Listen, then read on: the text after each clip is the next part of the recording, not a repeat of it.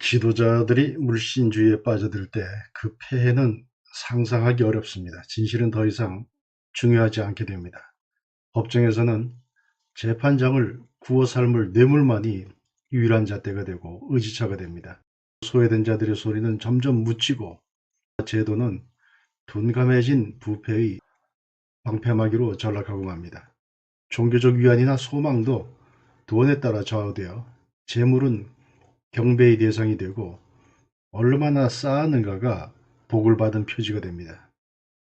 불의가 득세하는 세상에서는 재물이 행복과 불행, 아름다움과 추함, 선과 악의 유일한 기준이 되어갑니다.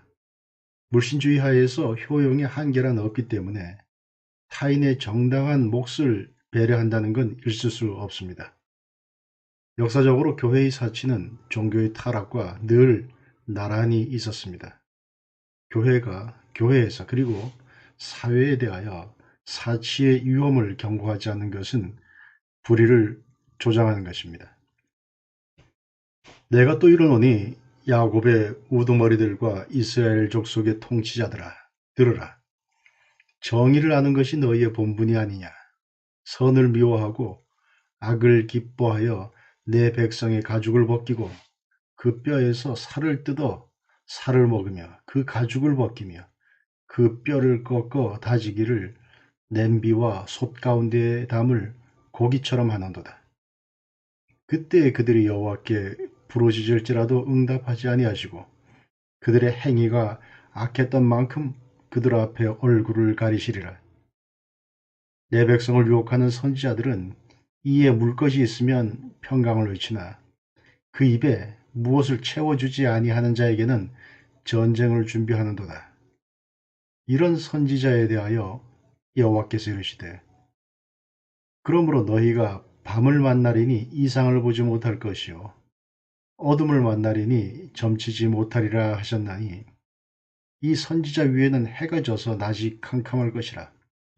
선견자가 부끄러워하며 술객이 수치를 당하여 다 입술을 가릴 것은 하나님이 응답하지 아니하심이거니와 오직 나는 여호와의 영으로 말미암아 능력과 정의와 용기로 충만해져서 야곱의 허물과 이스라엘의 죄를 그들에게 보이리라. 야곱 족속의 우두머리들과 이스라엘 족속의 통치자들 곧 정의를 미워하고 정직한 것을 굽게 하는 자들아 원하노니 이 말을 들을지어다.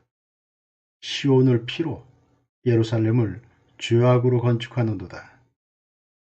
그들의 우두머리들은 뇌물을 위하여 재판하며 그들의 제사장은 삭슬 위하여 교훈하며 그들의 선지자는 돈을 위하여 점을 치면서도 여호와를 의뢰하여 이르기를 여호와께서 우리 중에 계시지 아니하냐 재앙이 우리에게 임하지 아니하리라 하는도다. 이러므로 너희로 말미암아 시온은 갈아엎은 밭이 되고 예루살렘은 무더기가 되고 성전의 산은 수풀의 높은 곳이 되리라. 미가서 3장 1절에서 13절에 나오는 말씀입니다. 이 본문은 공동체의 지도자들이 행하는 불의에 대한 하나님의 질책과 심판을 다루고 있습니다. 하나님께서는 야곱의 우두머리와 이스라엘 족속의 통치자들의 본분이 정의를 아는 데 있다고 하십니다. 우두머리, 통치자들, 누구입니까? 구체적으로 이들은 선지자, 재판하는 자, 그리고 제사장들을 말합니다. 그런데 성경은 이들은 정의를 알기보다는 정의를 미워하고 정직한 것들을 굽게 한다고 합니다. 지도자로서 이들이 행하는 동기는 정의가 아닌 다른 데 있었습니다. 재판하는 자들은 뇌물을 위하여, 제사장은 삭슬을 위하여, 선지자는 돈을 위하여 자신들에게 주어진 지위와 권한을 이용하고 있다는 것입니다.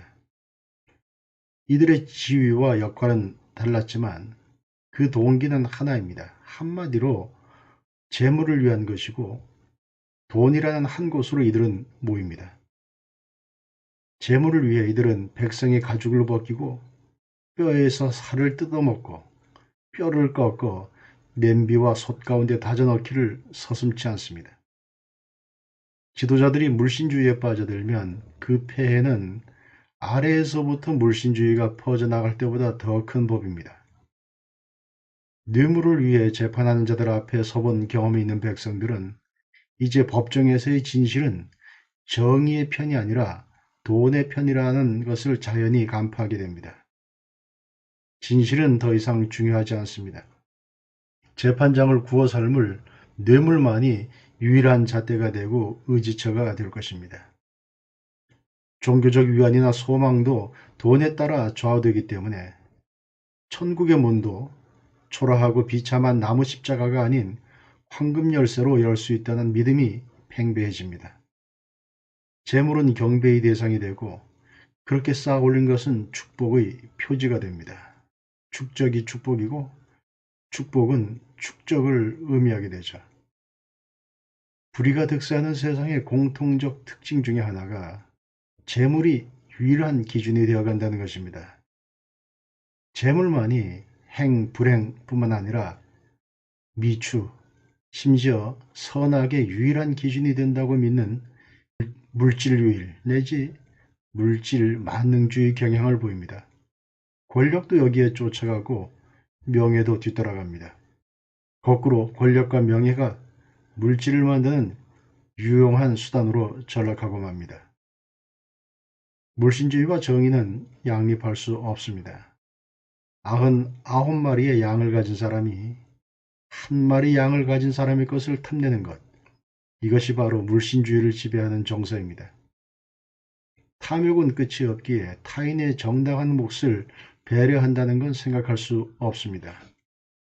한 마리를 더 채워서 100마리로 만들어 놓는 성취감으로 다른 사람의 유일한 한 마리를 아무런 양심의 꺼리낌 없이 가로챌 수 있는 사람들, 이런 사람들이 점점 늘어가는 사회를 미가 선지자는 가죽을 벗기고 뼈를 발라내며 그 남은 뼈마저 다진다고 신랄하게 고발합니다. 이런 물신주의 풍조의 조짐은 사치로 드러납니다. 사치는 물신주의의 결과이기도 하고 원인이기도 합니다. 무감각하게 팽배해진 사치 풍조는 물질 만능주의를 부추깁니다. 사회가 사치 풍조에 만연할 때 교회라고 거기에서 자유로울 수 없습니다. 그리고 역사적으로 교회의 사치는 종교의 부패와 같은 이름이었습니다. 부패는 필연적으로 한 사람을 온전한 한 영혼이 아닌 가진 것의 양으로 측정하게 되고 사람에 대한 멸시와 차별로 이어지게 됩니다. 교회에까지 번지는 이 위험한 유행에 대하여 야고보 사도는 다음과 같이 경고합니다. 내 형제들아, 영광의 주 곧 우리 주 예수 그리스도에 대한 믿음을 너희가 가졌으니 사람을 차별하여 대하지 말라. 만일 너희 회당에 금가락지를 끼고 아름다운 옷을 입은 사람이 들어오고 또 남루한 옷을 입은 가난한 사람이 들어올 때에 너희가 아름다운 옷을 입은 자를 눈여겨보고 말하되 여기 좋은 자리에 앉으소서 하고 또 가난한 자에게 말하되 너는 거기 서 있든지 내 발등상 아래에 앉으라 하면 너희끼리 서로 차별하며 악한 생각으로 판단하는 자가 되는 것이 아니냐. 내 사랑하는 형제들아, 들을지어다. 하나님이 세상에서 가난한 자를 택하사 믿음에 부유하게 하시고 또 자기를 사랑하는 자들에게 약속하신 나라를 상속으로 받게 하지 아니하셨느냐. 너희는 도리어 가난한 자를 업신여겼도다. 야고보서 2장 1절에서 6절까지 말씀입니다.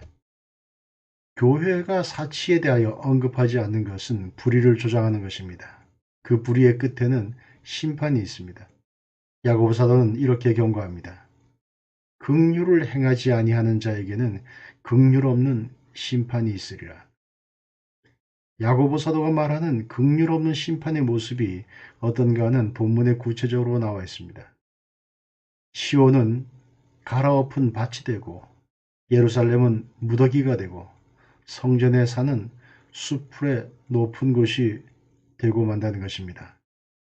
한마디로 잔해만 남은 곳, 사람 살 것이 못 되는 곳으로 전락하고 만다는 것입니다. 시온, 예루살렘, 성전, 이 단어들은 이스라엘에게는 아주 특별한 의미가 있습니다. 하나님과의 특별한 관계, 언약과 성취를 상징하는 말들입니다. 듣기만 해도 가슴이 뛰고 자부심이 넘치며 소망으로 가득한 단어들입니다. 그러나 하나님께서는 마치 이것들이 없는 것처럼 쓸어버리시겠다고 하십니다. 여호와께서 우리 중에 계시지 아니하냐? 재앙이 우리에게 임하지 아니하리라. 이런 종교적 확신에 찬 메시지. 이 메시지로 고양될 대로 고양된 종교적 분위기는 하나님 앞에서는 그저 가증스러운 사탕발림, 자기 위안일 뿐입니다. 피로 세워진 시온, 죄악으로 건축된 예루살렘이 처할 당연한 운명을 그들만 모르고 있는 것입니다.